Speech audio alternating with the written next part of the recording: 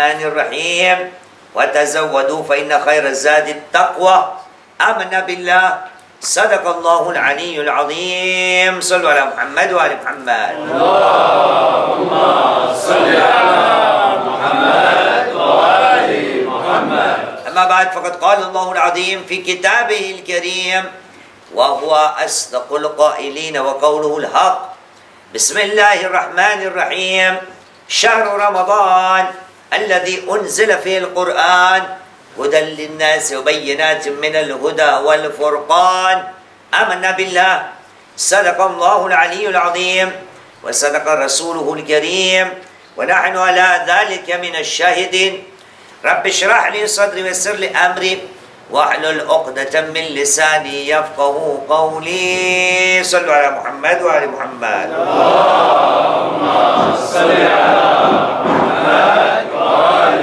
محمد. حضر وفاكم للصلاة على محمد وآل محمد اللهم صل على محمد وآل محمد. ووجوهكم بالصلاة على محمد وآل محمد اللهم صل على محمد وآل محمد. طيب أنفاسكم بأعلى أصواتكم بالصلاة على محمد وآل محمد اللهم صل على محمد وآل محمد.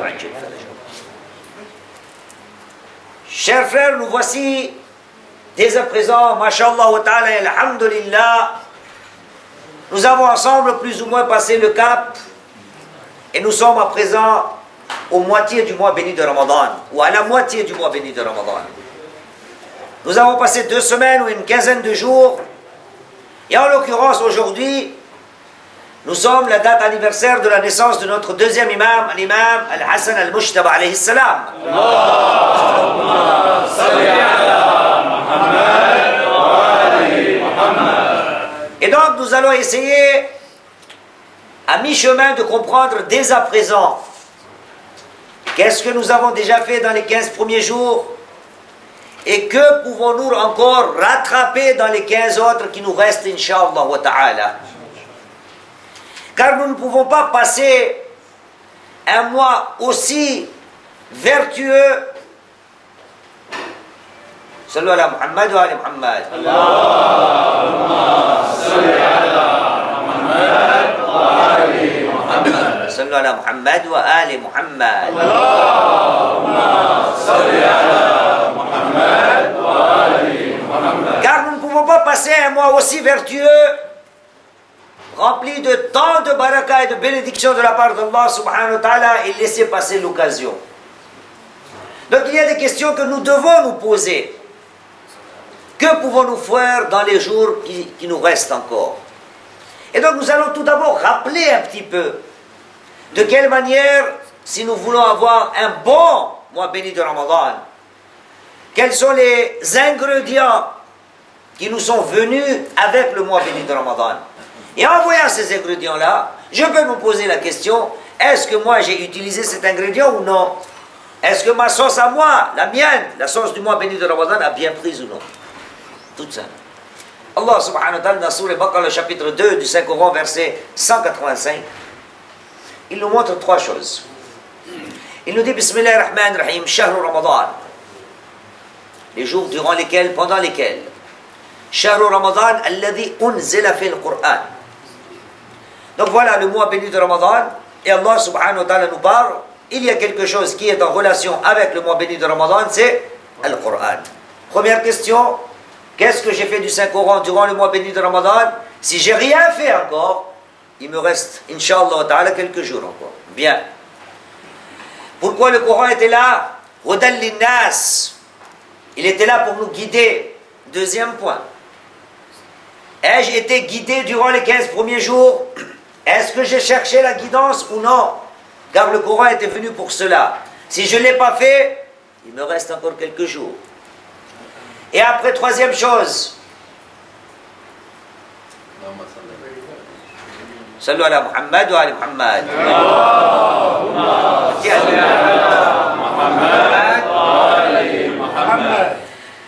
شهر رمضان الذي أنزل فيه القرآن هدى للناس وبينات من الهدى والفرقان. Troisième point, dans le même verset. Le Coran, durant le mois béni de Ramadan, était venu pour la guidance, la bonne voie, et en même temps pour Al-Furqan, le discernement. Qu'est-ce que j'ai appris de bien et qu'est-ce que j'ai connu de mal? Est-ce que je suis capable de savoir dans ma vie quelle doit être la bonne chose et quelle doit être la mauvaise chose pour moi? Et bien sûr, le chapitre 2, verset 183, Bismillahirrahmanirrahim, Ya alladhina amanu, kutiba alaykum as-siyam, kama kutiba ala alladhina min qablikum. Donc, depuis le début de ce mois béni de Ramadan, je vous en parle. Surtout ne pas faire l'erreur de se dire que le mois béni de Ramadan se limite aux jeûnes et aux fameux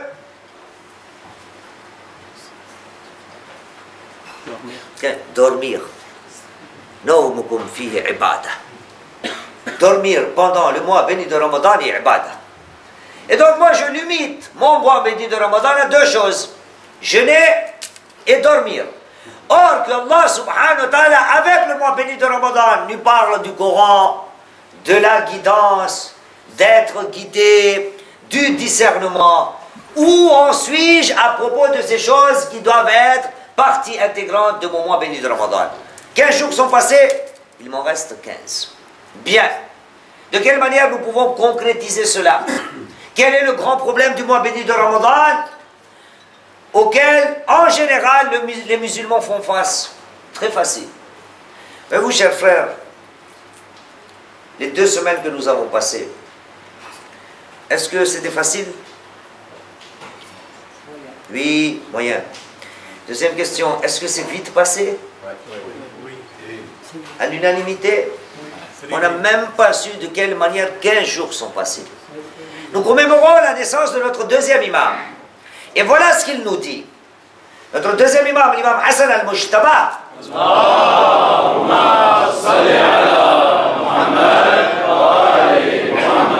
Le deuxième imam nous dit Al-Fursato Sari'atul Faut Wa Batiyatul. Yallah. Les frères qui parlent arabe, ça doit être niveau maternel. Tout le monde doit savoir ça. Tout le monde. Al-Fursato Sari'atul Faut Wa Batiyatul Aoud. L'occasion, l'opportunité, où nous allons traduire entre guillemets, la chance, Sari'atul Faut. Les occasions, quand elles arrivent, elles passent très vite. Elles partent très vite. Les opportunités ne s'attardent pas. Sari'atul Faut. Elles passent. Vous avez vu, 15 jours sont déjà passés.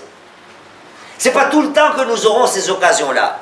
Wa batiyatul aoud. Et les mêmes occasions vont revenir, mais doucement. Les occasions, les opportunités, les moments propices, la chance, entre guillemets, n'arrive pas tout le temps. La chance, quand elle arrive, elle passe très vite. Et pour qu'elle revienne, l'imam Hassan al-Mujtaba nous dit, batiyatul aoud. Quand elle revient, elle vient très lentement. À moi de me poser la question. Les 15 jours, à l'unanimité, vous avez dit, les occasions, ça y est, elles sont passées. Tout ce qui est passé, c'est passé. Il nous en reste, Inch'Allah ta'ala, un petit peu encore. Et donc, voulons-nous profiter encore de ce qui nous reste? Et peut-être, encore notre deuxième imam, l'imam Hassan al-Mujtaba alayhi salam,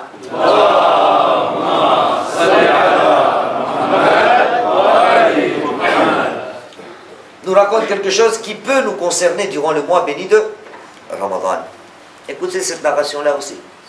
Le deuxième imam nous dit Ajibtu liman yatafakkaru fi ma'kulihi kayfa la yatafakkaru fi ma'kulihi fayujnibu batnahu ma yu'dhi wa yuda' sadrahu ma yurdi.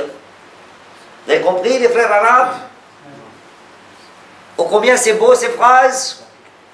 Le deuxième imam nous dit Ajibtu liman yatafakkaru fi ma'kulihi kayfa la yatafakkaru fi ma'kulihi. Deuxième imam dit je m'étonne de celui qui se soucie de ce qu'il mange. Voilà yatafakkaru fi ma'kulihi. Mais ne se soucie guère de ce qu'il ingurgite. ingurgite comme acte d'intelligence, information d'intelligence. Voyez-vous dans la langue arabe, entre guillemets, pour faire comprendre, la bouffe là, manger, subsistance, ça s'appelle akal. Alif, kaf, lam. Et l'autre, l'intellect, la rationalité, la raison, c'est al-aql, ayn, grand kaf et lam. Là-bas, c'est alif, kaf, lam, et ici, c'est ayn, kaf, lam. Le deuxième imam nous dit, je m'étonne de celui qui s'occupe beaucoup de akal, manger. Et il ne s'occupe pas seulement à moitié. Il s'occupe tellement de sa nourriture qu'il essaie de sauver sa peau, son ventre, de quoi? Quand l'homme il connaît que ça c'est pas bien pour moi, il s'abstient.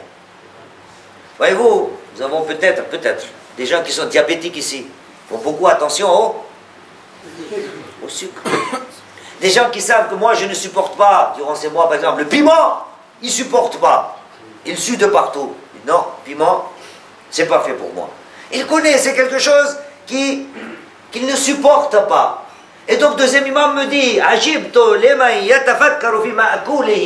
je m'étonne que les gens se soucient tellement de leur ventre qu'ils préservent leur ventre de quelque chose qui lui est peut-être nuisible. Mais au niveau de ce qui rentre dans la tête, mais il ne se soucie guère qu'est-ce qu'il peut prendre comme nourriture, on va dire entre guillemets spirituelle. Et là, il ne fait aucune attention. Qu'est-ce qu'il fait?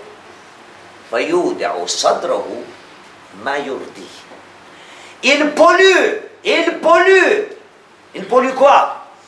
Sa tête, son intelligence, de telle manière que tout ce qu'il a comme afkar, comme résolution, comme façon de penser, tout devient pollué, défectueux, parce que là, il ne fait pas attention.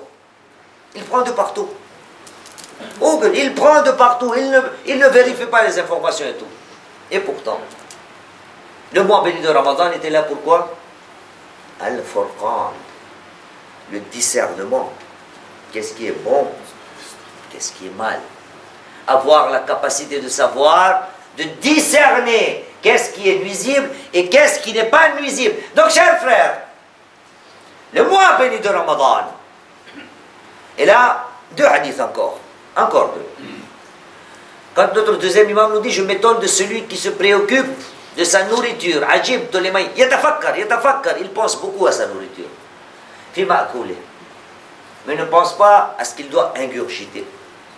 Nous ne savons pas. Nous avons toujours tendance à se limiter durant le mois béni de Ramadan. C'est bien, tout cela est bien.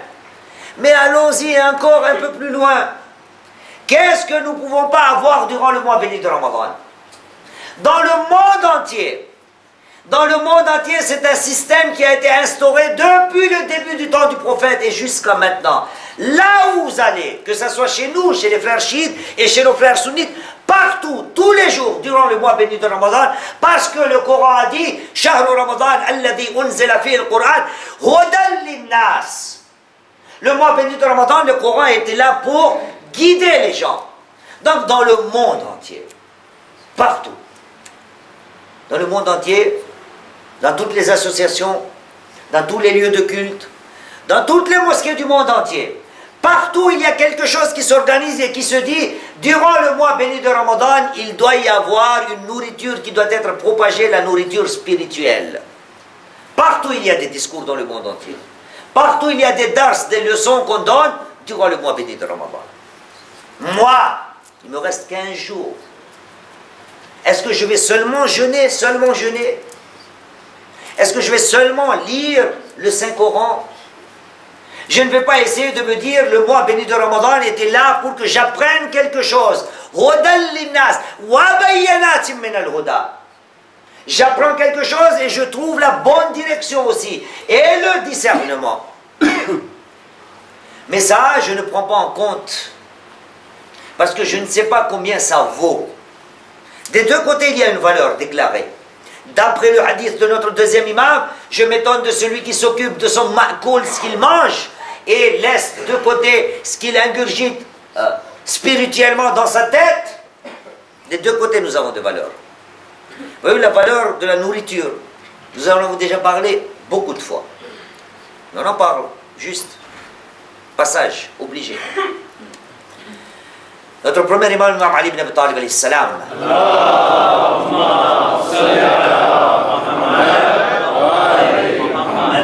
من كان همه بطنه فقيمته يلا ما يخرج منه من كان همه بطنه فقيمته ما يخرج منه.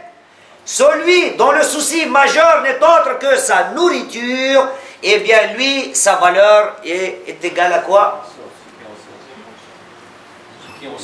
Ce qui en sort. Très simple.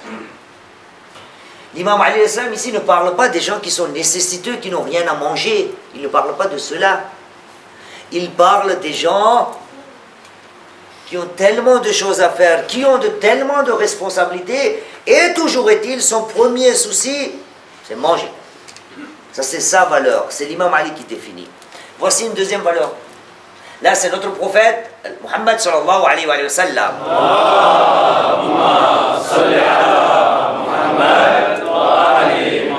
Notre prophète nous dit أكثر الناس قيمة أكثرهم علما وأقل الناس قيمة أقلهم علما. أكثر الناس قيمة أكثرهم علما. La personne qui vaut le plus, celle qui est la plus chère au monde, est celle qui possède le plus de savoir. وأقل الناس قيمة. Et celle qui ne vaut rien. Celui ou celle dont le prix est très bas, qui est-il celui-là? أقلهم علما. Celui qui a le moins de savoir, le moins de connaissances. Voyez-vous, il y a deux échelles, deux tableaux que l'islam nous donne. Et durant le mois béni de Ramadan, à moi de voir si ma tête fonctionne bien ou non. Quelles doivent être les priorités durant le mois béni de Ramadan? Nous commémorons la naissance de notre deuxième imam. Qu'est-ce que j'ai fait pour al-ma'qoul? Qu'est-ce que j'ai donné à ma tête pour qu'il se rafraîchisse un petit peu avec toute cette chaleur, un peu de climatisation dans la tête, pour que la pollution dégage de ma tête? Qu'est-ce que j'ai donné? Ici c'est tout le temps pollué, tout le temps. Il n'y a même pas besoin de se soucier. Voyez-vous, le prophète Muhammad sallallahu alayhi wa sallam, nous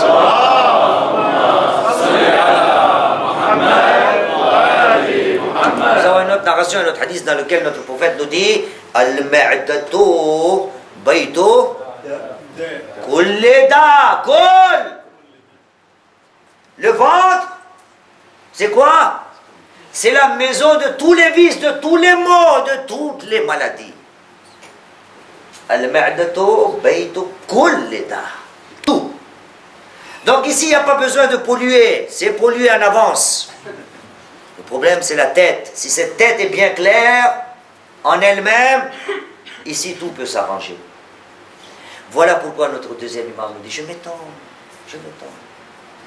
Le mois béni de Ramadan, c'est une occasion en or. Et quand je vous parle des leçons, qu'est-ce qu'on n'a pas? J'en parle souvent, même là-bas aussi. Vous aussi, mes frères.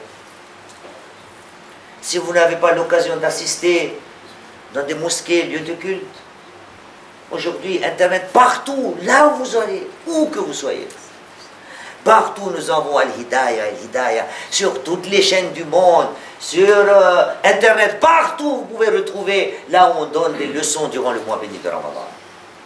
Les gens qui sont peut-être, entre guillemets, Inch'Allah, ce n'est pas le cas, les gens qui sont peut-être, Inch'Allah, à côté de la plaque, qui se limite aux jeunes et aux fameux dodo, apprenons quelque chose.